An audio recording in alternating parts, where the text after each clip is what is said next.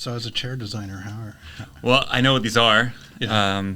Caper. This is the task version. I like the mech quite a bit, the exposed mech, underneath the poly seat. There's a mesh version too. But this is really popular for a side chair and a stacking chair. They sell a gajillion of these things a year. They've been knocked off a bunch of times. You are truly a chair nerd, Oh, aren't you? totally. Yeah, totally. Yeah. I mean, yeah, I could tell you more about them, but... Welcome to Questions for Designers, where we discuss the ideas, influences, and inspirations shaping creative work today. I'm your host, Max Beach, designer, educator, and advocate for the creative process. Each episode, I sit down with creative thinkers to explore how they see the world, what drives their work, and where they think design is headed next. Joining me today is Eric McDonald, Senior Product Design and Development Manager at OM Seating, and an alum of the CSULB Industrial Design Program. Let's get into it. Eric, thanks for joining me. Could you please introduce yourself? Who are you and what do you do? Well, thanks for having me. I am Eric MacDonald. I am an industrial designer. I graduated here at Cal State Long Beach in 2009. And I'm a chair nerd. I love chairs. I kind of fell in love with it over a decade ago and just dedicated my life really to designing and developing seating and seating objects. And so, yeah, I'm a designer. I'm a creative. I'm a champion of good design. At least that's what I think I am. I try to be in all areas of life. And yeah, I'm fortunate and love what I do. We've had a lot of interactions over the years. You, as you mentioned, you're CSULB ID alum, and you've come back to the program many times to support through critiques and talks, and you even brought OM Seating as a sponsored project at one point. What has it meant to you to stay connected to the program? Yeah, that's been a fascinating journey. I really, really appreciated my time here. Incredibly informative, formative, and look back on it very fondly. A lot of it due to just the connections that really came out of it. I mean, we don't really think of school as networking, but man, that's the foundation of networking for sure. Like for certain, you never know, who you're gonna run into in the future, and it's such a small design's such a small world. And so wanting to give back and wanting to continue to grow that network was kind of the selfish side of it, of like I want to meet new people and kind of grow that. But then also just the give back part. And I was really helped and influenced by some pros that came back when I was in school. And just in a way that, I mean, I can still remember the actual conversations with some of these guys and gals just speaking into me as a young student designer. And so, yeah, having the opportunity to do that, it's like a full circle kind of moment. And I've seen kind of lights come on in certain ways as some of the younger designers are thinking through things newly and that reason. So, yeah, that's kind of a why I love giving back. Oh, that's awesome. Yeah, it's pretty amazing when that full circle happens. You see, I remember when the light came on for me. Yeah. 100%. Can you share how design kind of became a first part of your path as a choice? Yeah, absolutely. Yeah. So I was finishing up high school, not really knowing what I wanted to do. My favorite class I ever took in high school was a physics class, although I was really bad at it and I got terrible grades. I did not do well, but it was my favorite class because the final project was build a boat. That's being generous. Build a floating object out of cardboard and duct tape. Okay. And then it was raced across Mother's Beach, actually, the lagoon there. Oh, yeah.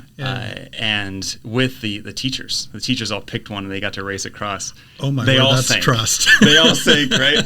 They all sank. But the idea that science, math, technology in the real world, real application of this stuff outside of a textbook, I was like, what is that? There's something there that's so much beyond the academic side.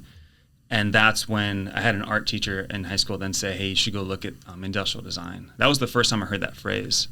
Sure. And I thought, okay, that's interesting. Oh, and the funny story was she told me, she said, they're the coolest people you'll meet. And I was like, sweet, let's go. This sounds great. And it's true. I can attest that it is true. They're some of the funnest people you can meet. But yeah, that was kind of my first look into industrial design, and then kind of went from there. I wasn't the best artist. I wasn't the best in math and science, but kind of just the melding of the two I've really enjoyed. Right. Since that term really is almost a non-public term, at least until maybe much more recently, and I think a lot of people, that term gets connected with product design, which now has lots of other meanings. How do you maybe explain what it is you do? That's great. Yeah. I think a lot of the times early on when I would say industrial design, then I'd leave it, they think I'm designing factories. I mean, that's pretty much to a T, right? Everyone would think that.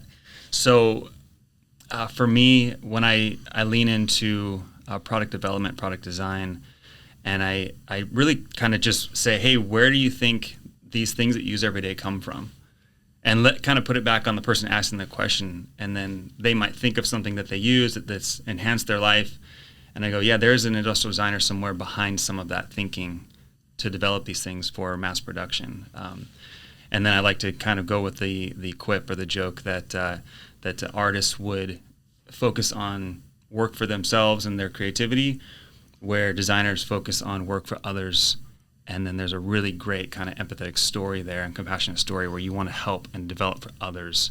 So that's kind of the take. And I think people kind of grasp that and walk away going, okay, I think I understand that more.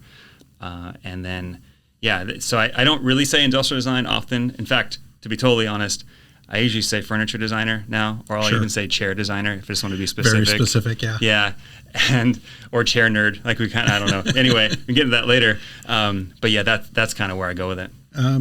Who or what shaped the way you see the world creatively? Yeah, that's interesting.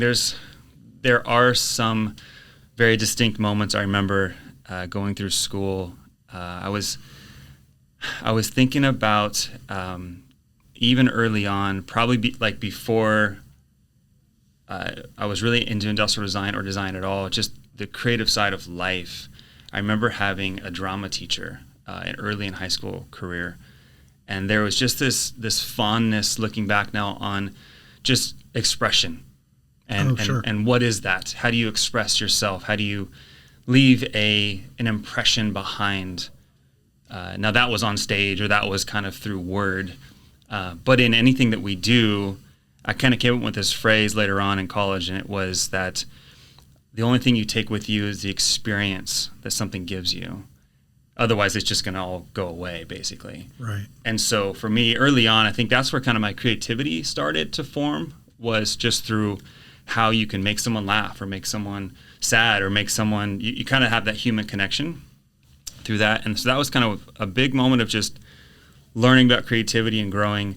But then I would say probably the biggest influence I've had in my design career was Joe Riccio. Oh, so yeah. Professor here. I ended up working with him for a while. We did some projects together, and I have a great love and fondness for all of the help.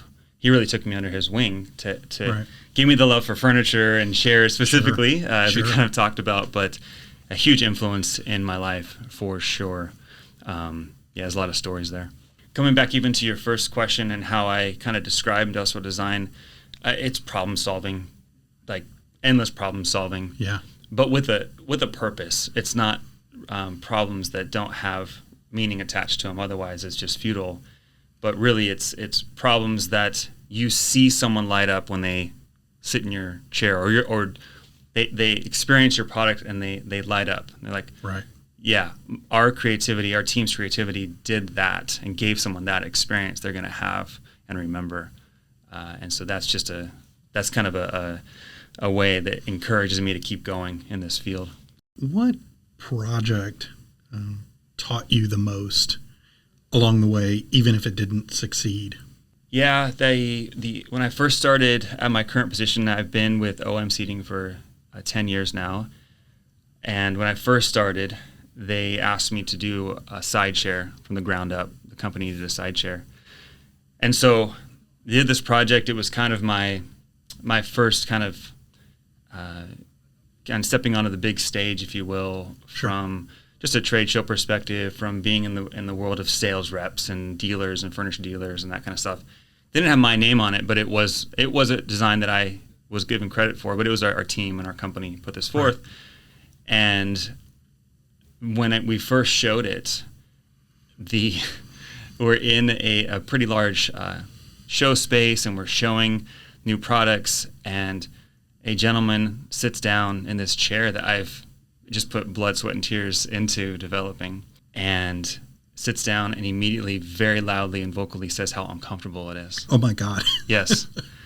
By the way, that is one of the reasons why I actually love seating, is because every human can have a legitimate piece of feedback almost instantly without training, which is pretty incredible and challenging. So he's saying these things, and he doesn't know who I am. I've never met him. Right. And I'm getting visibly angry and upset. So I just leave. I just walk away. I'm like, I can't be here. And I walk down the hall and kind of get some air. I come back, and I find out who this guy is. He was one of our biggest fans as a company. And the reason why he was so vocal was because he had seen a lot of the pre-release information and some imagery, and he was so excited. His expectation was so high. And then when he sat down and it didn't meet it, he wanted to share with us his opinion. Now, maybe it wasn't the most comforting or compassionate way to share the information, Sure. But it was from a place of he cared that much. And Right. So on the one hand, I could have said, well, forget this guy, that was rude. But we didn't, and we took the feedback and we improved it. And it wasn't terribly difficult to make these improvements, but we improved it, and it does really well for us. And I'm really thankful for that, because we could have just doubled down and said, no, Right. This is the intention, this is how it should be, and we didn't, and we made that change, and it's been successful. And so that was kind of a double-edged thing. Like, it wasn't really successful, and then it became through some feedback and some ability to be nimble and make these changes on the fly, even though we're in production. But the company I work for is fairly small still, so we're able to do that. Would you say that a big part of the learning at that stage was to kind of set the ego aside, that, and this is something I've poured everything into, it represents me? Yeah. And taking that hit is really hard. Yeah. And especially, I mean, I don't know exactly how many years you were into it, but if you're a relatively young designer, you're still proving your chops. Mm-hmm. And having that kind of a feedback, you don't want to admit you could be wrong. Oh, 100%. Yeah. Yeah, I think that it's one of those things where you can't take every single person's feedback and run with it. Right. Nothing would ever get accomplished, of course. Everybody has an opinion. Right. What would be a bunch of camels running around, right? Is that what it is? We're designing camels? I think so. Anyway, so with that, setting aside kind of the ego and really thinking, okay, there is valuable feedback here. Regardless of the messenger, there is a message that's important. And so how do we take that? How do we hear that and then utilize it? And you could take it with the biggest grain of salt you want, which you should, and not just, run away upset, but like, okay, where is he coming from? Why? What's the motivation? What's the intention? And also too, just for more of the story, he and I have a great relationship now. I know him, and I share ideas, and he gives me great feedback, and I know he will give me real, honest feedback. Of course, right? Yeah, which is actually hard to find. Yeah, sometimes, and as we kind of move along in our careers, and there's maybe more people behind us than in front of us. Right. You kind of lose that opportunity to then get real feedback from people because there's other motivations. Yeah. And so I'm really thankful for that. So that was a big part of it, what you described. You have to find that buddy that will tell you the truth no matter what, kind of a thing. Yeah, absolutely. What's inspiring you right now outside of design? What kind of gets you going? Yeah, my wife and I have a funny phrase. I'm not sure where it came from, but we have two young kids, and we say that education is wasted on the youth. And that's not accurate. I know it's not true, but I love history now. I love world history. Right. I'm so inspired and thinking through just the life experience of other time periods. Oh, sure. What kind of got me there? Hey, can you guess? It was chairs. Okay, so I read a book, Now I Sit Me Down, an amazing book. I'm not going to say the author's name because I can't pronounce it. It's hard to say. But Now I Sit Me Down. And I remember taking like design history classes. Right. And fascinating, interesting, hard to really let it kind of soak into you. You're just getting inspired, probably for your own projects at that point. But I read this book, and it put in context the time period, the designer, the intention, the initial feedback from people, the failures that they were going through, like all of the human experience. Oh, that's great. Yeah, and what it did was it made me want to think through and learn more about the human experience. Yeah. And so that got me more into just history in general. I love listening to history podcasts. I listen to a lot of audiobooks. Right now I'm listening to Wide Sea about Captain Cook and the age of exploration, journeying across the globe on a wooden ship. I mean, it's just amazing what some of these people have went through and gone through, and how they've problem solved for their time period, and the things that come about, and just even the ignorance that they might have had as they meet new people and say, this is ours, this is not. And there's like a conquest thing, and it's so interesting to try to put yourself in that place, because we don't know what the future holds. And I mean, we could speculate all day about what the next 5, 10, 20, 100 years would be. Sure. But we do have records of the past, and so it is wonderful to try and learn and then be inspired by what some of these people went through in the past. Using history in more terms than just, it's a place and time and this happened. Mm-hmm. I had a wonderful history of modern design instructor at CCS, Bill Porter, and he did a lot of that kind of connecting what was going on in the world. So you had context to it, and, why did this come about? Yeah. Not just, here it is, here's a date. And some of that stuff 25 years later is still rattling around up there. Yeah. And when you pull on it, you start to get contextual to, why that was happening. Are there echoes or some sort of something you can relate to now? Yeah. Yeah. That's so good. I'll add one other thing, too, is that we all have a tendency to think that now is all that existed, because that's what we have in front of us. Yeah. And so if we see a technology or we see a thing, we think this is how it has been and should be. And it's like, well, wait a second, where did this come from? Right. And then how can we see the world around us to make something better and improve it beyond just another version of the thing? Yeah. Yeah. So that's how I relate it to today. Eric, you've had a successful career in chairs. Yes. Among other things. What does success look like to you now? That's a good question. I am very thankful for being in the position that I am in the company I work for.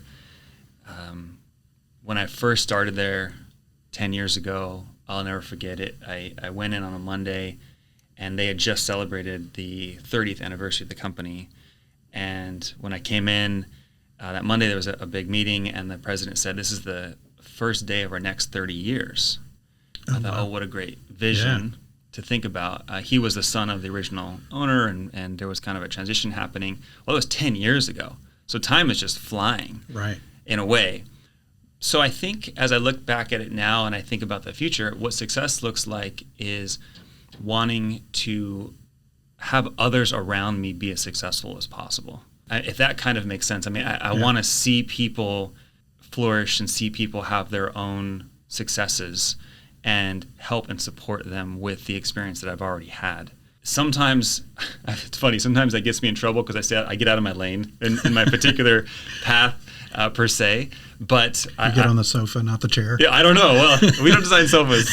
Not touch residential yet. But the idea of, I think success for me is kind of giving as much away as I can, Sure. in whatever that means. Right. Whether that's just information, friendship, creativity, inspiration. Did I say that already? I say it twice.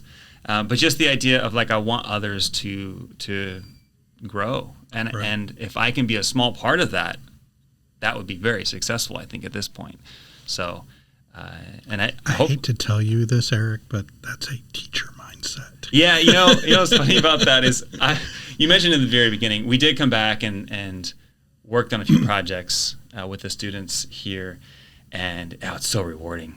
Yeah. Oh my goodness, so fun, so just cool to see them kind of like grow and lights go on, like I said, and kind of this moment where just, what's the phrase? Like, the world is their oyster. They can just go wherever and think about anything, and they're not kind of yet bogged down by like the junior level grind yet. Sure. And so maybe now, having kind of gone through that, and now on the other side of that junior, I'm now thinking about that again. Yeah. So there's a bit of a cycle there. Yeah, I think honestly that's probably what got me sucked into teaching. Okay. Was not that I ever wanted to be a teacher. As a matter of fact, I tell a story, and I'm now telling it live, is my grandfather was famous for saying, if you don't know what you want to do, be a teacher. Oh, no. Yeah. And it was my grandfather on my dad's side was educated to the 8th grade level. Okay. And, simple farmer, but his dream for his kids was to send them all to college. And being a teacher was kind of his highest level of what he thought somebody could do. Yeah. But the way he put it and the way it translated to my, 17, 18-year-old brain was like, well, I know what I want to do. Why would I teach? Right. And so years later, after working for, in my field, I get asked, are you interested in teaching? And I'm like, no, maybe when I retire. Sure. And I got asked to do just a rapid viz class, a night class. And I was teaching these students, some of them super talented, some of them were kind of challenged, and watching just a little bit of light bulb go on the ones that were more challenged at it. I'm like, oh, I can impart this. And that was something I'd never really kind of thought of as a career path, but I find it as kind of what you were talking about, of like sharing and giving back and getting the joy, not out of the accomplishment, but out of seeing somebody else accomplish something. Yeah, I think that generally speaking, it's hard to think this way, but we really should just be a conduit of information. We shouldn't be just a reservoir holding on to what we've accomplished. Absolutely. We should be passing it on. It's almost like we've been given a baton. We should give it to somebody else. Yeah. And I think it takes time to probably get there at some point, but I think we all kind of do, in a way, to pass on some kind of a legacy in that way. Where do you think design is most needed in the next decade? So my world is very focused on space, workspace, healthcare space, and even education. That's kind of where we focus our product development, and a lot of my research is there. And that's kind of the world that I'm in, and so that'll be kind of the filter for answering this question, I think, because we all remember, 5 years ago, going home from work and working from home. Right. And with the idea of what does it mean to then have connectivity, human connectivity and interaction now? What does that look like? And it was just a big experiment for a lot of people. And then a few years later, there was a push, I think, from a lot of companies, larger companies, say, well, we need to get back in the office. This isn't working. But now, as we kind of look at where we've kind of settled, or maybe landed the plane, or maybe it's still circling, just low to the ground, hybrid's here. Right. Hybrid's not going anywhere. Yeah. I think that's okay. It's a good thing. It's a whole new way of thinking and working and producing. But there needs to be a lot of thought and effort put into enhancing the human connectedness, the human connection. And I think that design is the path forward for that. When we think of products and we think of how we interact with them, and then we think of space and just the idea that all of this is human scaled. I mean, that's kind of why I like chairs, is they're human scaled architecture for me. And so we interact with these products, but are they enhancing the ability to interact? And are they even encouraging it? Are they giving us desires to want to be together and not be separate from each other, be isolated from each other? And I think that we all do want that. We all do want that interaction. And so, how do you foster that in a way that is, how do I put this? It still needs to be productive. It's not like you go to an office to just have fun and interact and then go do your work somewhere else. No, you're still being productive. You're still working very diligently, but with people. And I think we just took that for granted for so long. It was just, that's the culture. You just get together and work. But now it's not. Now you're separate. Eric, you had mentioned that a project called Plot Twist began as a concept, and it went on to win multiple design awards. What did that journey mean to you? Yeah, that kind of, I mean, just to go back to the beginning, that actually goes back to Joe Riccio. So he took students to NeoCon every year. NeoCon, a big contract furniture trade show in Chicago. It's been around a long time, over 50 years, in the Merchandise Mart. Very old building, beautiful old building right on the river in Chicago. And I would go as a student, as part of the kind of the furniture design cohort, like the people that were wanting to get into that world. And he would invite us to go and meet some of the pros. He'd had a designer breakfast, he called, and we would get together and we would chat and learn. And then we would walk the show, and I would see like beautiful showrooms, and I would see all these amazing products and these Best of NeoCon awards given out and all of this. And this was back in 2007, 2008, and I had a dream. I always wanted to work for a company that had a permanent show space and to be able to win awards there. I know. This is how far back this goes. I'm a chair nerd for life, apparently. But this project, Plot Twist, was something that I concepted just trying to figure out a way to add true ergonomics into collaborative seating. Our company is an ergonomic seating specialist, task seating specialist. That's our DNA. And lounge spaces usually don't have a lot of that built into it. There's a lot of sculptural, a lot of beauty, a lot of upholstered, big, fully upholstered pieces. It's just a different world. So I wanted to marry those two. And so I was sketching some things and doing some rough sketches. And our president at the time said, this isn't who we are. This isn't what we do. This is a whole different thing. So we kind of shelved it, which was, I think, the right thing at the time. And then right around 2020, he kind of said, hey, remember that project you were working on? I'm like, yeah. And we kind of pulled it back out, looked at it again. And at the time, we had come across and met and built a friendship with Chris and John Panicella of Acella Design. They're in Carlsbad. And they've done a bunch of lounge pieces. They're award-winning lounge designers, lounge seating. And so we collaborated with them. And this journey took years to get to kind of development with them, and they have design credit for it, and we kind of brought it along together as a company. And then we get to NeoCon 2022, and we were presenting it to the judges there, and I'm just sitting there thinking, this is kind of what I've been aiming at this whole time. So, I mean, yeah, that's a long period of time, right? So was that when you kind of realized this had the potential to become bigger? Yeah, absolutely. And the moment that it kind of happened was we presented to multiple categories and it seemed like it went well. And then the next morning we got a call that said, this product has been chosen to be, or nominated to be best of show. And all the judges are going to come back and do another evaluation. And I thought, oh, wow, this is a whole nother level. Yeah. And about 50 judges came in our show space from architects, interior designers, like contract furniture dealer owners, that kind of thing.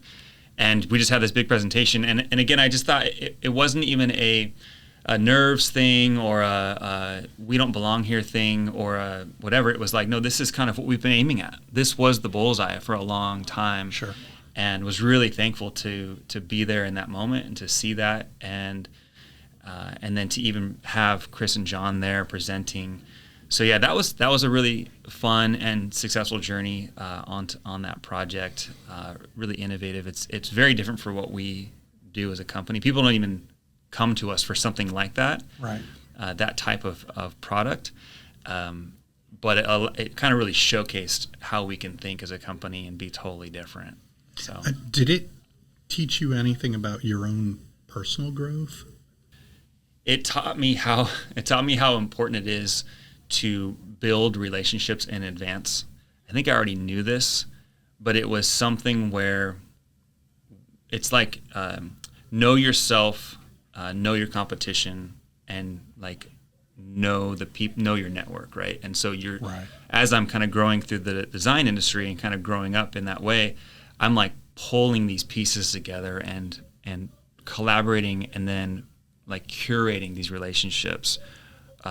These designers can work well with this company because there's this process there, and then this can be the outcome, and we can present that well because this is who we are and this is our DNA. And so you kind of have to learn this stuff. You got to see all the behind the scenes that when you have a final result, no one would really know, but you've brought all these pieces together. It's like you found all the puzzle pieces that were scattered about, and you brought them together, and then you created a picture. It's like, oh, that's it right there. Are there any questions you're asking yourself these days, whether it's design related, metaphysical, whatever? Yeah, I am very curious what design students are doing with AI right now. Oh, yeah. I am trying to research as much as I can, and I know that there's already a fairly large disconnect happening with the real world execution of manufacturing, sure, and then the development side or the school side or the more free thinking side, and I'm really, really curious what's going to happen with all of that. I got my eye on it. I don't know. I don't have any answers. So if you ask me any more questions, I'm not going to know. But trying to think through that and know that wave is here. You can either get crushed or ride it. Yeah. And what does that mean? I don't fully know. But it is terribly exciting. And there's a bit of trepidation, but also just it's awesome to think about the capabilities of what's coming next. And it's coming so fast and exponentially. Like right. The changes of, even simple AI stuff 6 months ago, it's evolved to the point where it's like, oh, this is a whole different tool. Yeah, and I think about it this way too. I have had quite a few conversations, and I like talking about this side and only in that, seeing where people are coming from. Yeah. And where I've kind of been settled a little bit is, and I'm thankful for it, is that there's already a foundation of knowing what excellence looks like. Yeah. Yeah. Which that was developed without AI tools. Right. However, what I think is interesting, and I've shared this with people, is that so when we were taking Rapid Viz, this is 2006, and we could have used Photoshop. Right. But we weren't allowed to because go get your markers and go do your Rapid Viz sketches. Yeah. I don't know what it's like now. But I thought to myself, man, why are you limiting us? We have the tool right here. It's right in front of the cutting edge tool is right here. Let's go use that. And they're like, no, you go use markers. And I'm thankful for that. But then I think about this, and I don't know if this is true or not, but I'm just going to go with it. So imagine you are looking to design and develop things, and markers just came on the scene. Yeah. Oh, right? Yeah. And you go, okay, let's use markers. And the professor goes, no, go make your own color. And they're like, why? The markers exist. Yeah. So I think it's kind of a similar idea. Again, thinking about history, and I don't know if that's a true story or not, but it's kind of the same idea. It's like if you don't know what excellence looks like, it doesn't matter how great the tools are. Yeah. It's just an amalgamation or it's just a conglomerate of all these ideas mashed together and then outputted. But is it really a good thing or not? Yeah. We don't know. Yeah. And so I'm thankful that we've been through that development already, or I have already, and now I can think about how to work exponentially faster using these tools. So I don't know what that means for students now. I really don't. I mean, you could probably even you definitely give a better answer than me for the student side. If you want to touch on that, I'm actually kind of curious what your thoughts are and how they're using it and what the skill side of it is kind of being developed along with the tool side of it. Yeah. I know that there are lots of schools of thoughts on this. Mm-hmm. I think a lot of them center around the idea that this is a tool. It's not a substitution for solution. Mm-hmm. One of the things that I've started integrating in is using it as part of a tool in the process, but not as a result maker. Okay. That way they still learn it as a tool that they have to command. Yes. Particularly in like form study, when you're trying to keep them thinking more experimentally, is that it almost becomes like Google image search gone wild in that sense. Instead of being limited to the search string you put in, you become a crafter of prompting. I remember teaching early on of the internet days mm-hmm. where, we told people to get inspirations and we said at least X amount of them need to be pictures you've taken. Right? Right. But still, then you would end up with a post up of a bunch of Google images, and at least a third of them were all the same, right?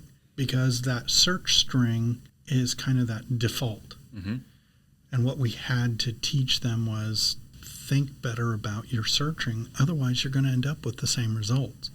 So in the same instance as using at least some of the AI tools like Viscom is using it to create a palette of inspiration mm-hmm. that you then draw from, and rather than using those as the result. That's a really good way to frame the tool. I mean, so all tools would enhance human ability. Right. And so if it should, again, it's still artificial. It's an artifact of something, and so it's an artifact of what humans have already created.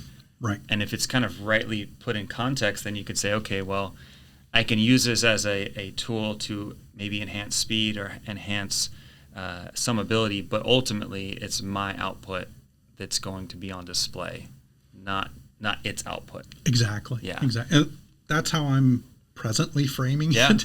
Yeah. And I think a lot of it is that we're still catching up with not just what can you do with mm-hmm. it, but with our, I felt it's very astute of you to kind of say that we've, as a culture, already have that understanding of, this may be based on Western mm-hmm. thinking mm-hmm. of what good design is or where a standard can be. And I think educational institutions mm-hmm.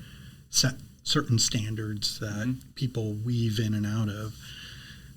Whereas I think also what's kind of maybe self-feeding of it is that's what AI's database is too. Interesting. So the question is, will it ever give original thought? Interesting. Without us prompting it to push outside of those boundaries, because new inputs. It's all about its inputs. That's really interesting. Yeah, I was talking to an older designer recently, and they were talking about how they don't want to have too much outside inspiration so that they can make sure what they're doing is coming from them. Right. And there's such a interesting purity in that. They've also already been they've already been successful, so they kind of know what it takes Sure. to get there. So it's kind of a different side from a student. But just to have the ability to sit and think, it's a skill we all need to get better at. All right, Eric, this was amazing. I appreciate you joining me today. And Thank you. Until next time, keep asking questions.